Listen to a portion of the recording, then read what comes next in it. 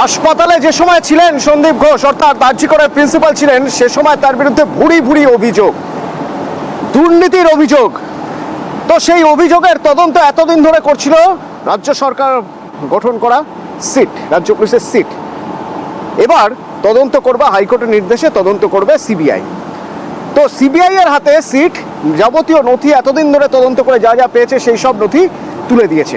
আমার সঙ্গে রৌনক রয়েছেন প্রতিনিধি, সরাসরি রৌনকের সঙ্গে একবার কথা বলবো। রৌনক, ঠিক দিন 3-4 আগের কথা, যখন সুপ্রিম কোর্টে প্রথম আরজিকর কেস উঠল, সুপ্রিম কোর্টে স্বতঃপ্রণোদিত মামলা, সেখানে সিবিআই জানিয়েছিল যে আরজিকরের ওই নির্যাতিতার মৃত্যুর তদন্ত করতে গিয়ে সব ডকুমেন্টস তাদের কাছে নেই, সবটা তাদের হাতে নেই। পুলিশ যতটা দিয়েছে ততটাই তাদের হাতে রয়েছে। তো সেই জায়গা থেকে দাঁড়িয়ে এখানেও এই নথি হস্তান্তর অত্যন্ত গুরুত্বপূর্ণ। সব নথি বুঝিয়া লইলাম, এই বিষয়টা খুব জরুরি, তাই তো?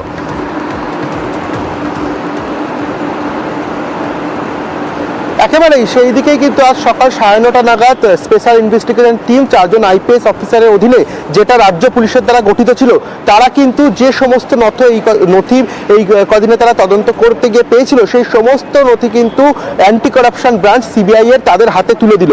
অর্থাৎ এই যে সন্দীপ ঘোষের বিরুদ্ধে প্রাক্তন যিনি ডেপুটি সুপার ছিলেন আক্তার আলী, যে অভিযোগ দায়ের করেছিল যে আরজি করে আর্থিক তছরূপের সঙ্গে জড়িত রয়েছে সন্দীপ ঘোষের নাম, তারপরই কিন্তু তার তদন্ত নেমেছিল এই স্পেশাল ইনভেস্টিগেশন টিম।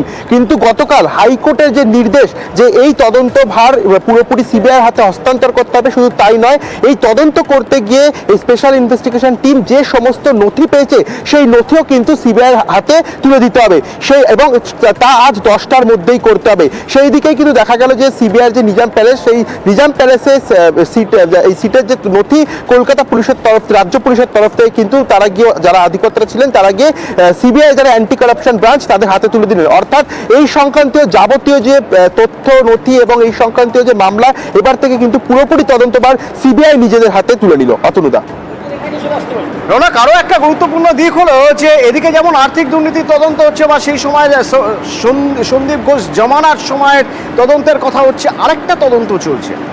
তা হলো সেদিন রাতে ঠিক কি হয়েছিল তা জানতে সন্দীপ ঘোষকে দফায় দফায় জেরা করা হচ্ছে। 1, 2, 3, 4, 5, 6, 7, 8 পেরিয়ে আজ 9ম দিন। আজও সিজিও কমপ্লেক্সের সন্দীপ ঘোষ। একটু ভিতরের খবর জানার চেষ্টা করব। রোজই তো এতক্ষণ ধরে টানা জিজ্ঞাসাবাদ হচ্ছে, সমস্যা কোথায় হচ্ছে?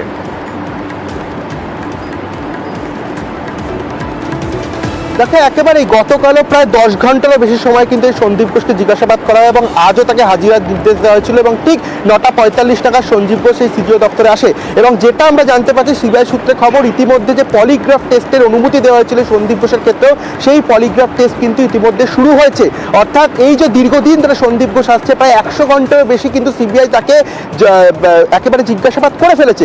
তারপরেও কোনো জায়গায় কি অসহযোগিতা করছে সন্দীপ ঘোষ বা কোনো তথ্য লুকিয়ে যাচ্ছে, সেই বিষয়ে জানতে কিন্তু সন্দীপ ঘোষ সহ আরও 5 জন, অর্থাৎ মোট 6 জনের পলিগ্রাফ টেস্টে করার জন্য কিন্তু আদালতের দ্বারস্থ হয়েছিল সিবিআই এবং সেই আবেদন কিন্তু মঞ্জুর করেছিল আদালত।